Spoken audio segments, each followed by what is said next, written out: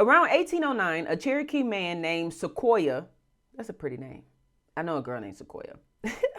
A Cherokee man named Sequoia began developing the first written alphabet for his people's language. And by the 1820s, the Cherokee settlements in northwestern Georgia included Cherokee-built schoolhouses, Cherokee-owned sawmills and blacksmith shops, and vibrant cultural institutions like a tribal newspaper, the Cherokee Phoenix. Hollywood may have filled white imaginations with visions of Indians living in teepees and hunting with bows and arrows, but by the late 1820s, many Cherokee people in the Georgia foothills had lived alongside their white neighbors for years and were part of a racially diverse and increasingly integrated frontier community. When gold was discovered at Dahlonega in 1828, however, it created a renewed push into the Cherokee territory. Benjamin Park, said to have found the very first gold nugget while out deer hunting, told the Atlanta Constitution that once news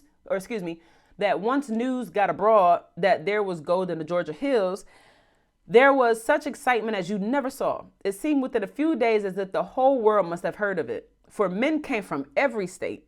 They came afoot, on horseback, and in wagons, acting more like crazy men than anything else.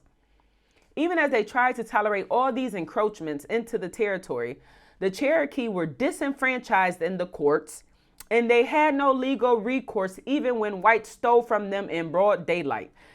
I'm gonna stop here. This is why I tell motherfuckers that we all in the same motherfucking boat, baby. Okay? I know we as people, we are selfish. It is just innately imprinted in us, okay? We are selfish. We think about ourselves. We put our own needs above the needs of others, right? So many of us think of ourselves and our experiences as the only experiences taking place.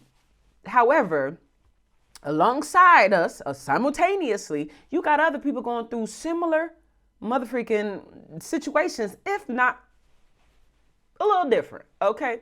But this is why I tell people when they sit here and talk about black people being disenfranchised, yes, we are. Right alongside Native Americans, Asians, Latinos, etc. And I love bringing up things like the Braceros program. People sit here and talk about why is immigration allowed? They letting these immigrants in. Baby, look into the history of the United States. The United States had ample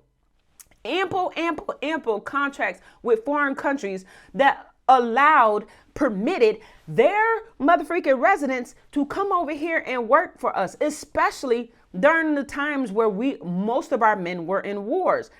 When you got majority of your male force fighting people's wars, you're ostracizing. At this time, they letting some women in, but women took more of a medical, job or more of a clerk type job. But when it came to fighting crime, fighting in the wars and all this wonderful jazz, they sought after males. So who's going to take up the workload back at home? It leaves nobody but women, children, and them having to motherfreaking look elsewhere. Well, we need more hands than these women and children. You know what I'm saying? So what do? We link up with places like Mexico. And we get involved in a Braceros program, which was active around the same time as this, the early 1900s. And it ended about, I want to say 1920, 21. The Braceros program, which literally had this agreement between Mexico and America that, hey, we will provide you workers to do whatever you need. You just have to take care of our people adequately. You have to provide them housing. You have to provide them food, equivalent to your own citizens. And if you look at the 14th Amendment states that even those who are not necessarily a citizen are still obliged by our constitutional laws. So if our constitutional laws applies to you and the Constitution says that you are within the jurisdiction of our country and said state, then that means the same protections, the same rights that are afforded to people at the federal level and the state level also applies to these non-citizens. That's why a lot of issues between Mexico in America came about after the fact, because they found out that they was mistreating their people. They weren't paying them well. They weren't providing them housing. They're treating them exactly like how they treat them today. The same thing with the Asians. Have y'all ever heard of the Immigration Act of the 1882, where this initiated the literally like cleansing, the expulsion of Asians? Up until about 1943, from 1882 to about 1943, everything Asian and in the conclusion of that could be considered a Filipino, Vietnamese, it don't matter. Asian, Island, Pacific, you were prohibited from residing in the United States. And the ones that were here were kicked out. And then they weren't kicked out. They were motherfreaking ostracized, oppressed. Even the wealthy elitists, their properties, their assets were taken from them. You had one gentleman, I forget his name at the moment, but you can look him up. He's a Chinese man, in about 1882, 83-ish. He actually went to courts and sued because he went to China. He comes back because he owns property. He has business here and everything. And he's being denied access. And he's like, hold on, I have paperwork for here. He went to court to sue them. And you know what they did?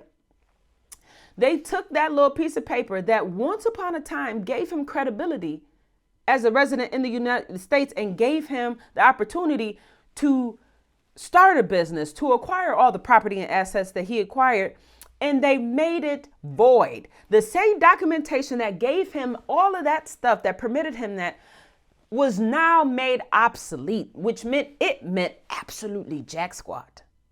It had no weight. They said, rip, rip, rip, rip, in his face. Get up out of here, nigga. Get up out of here. Until 1943.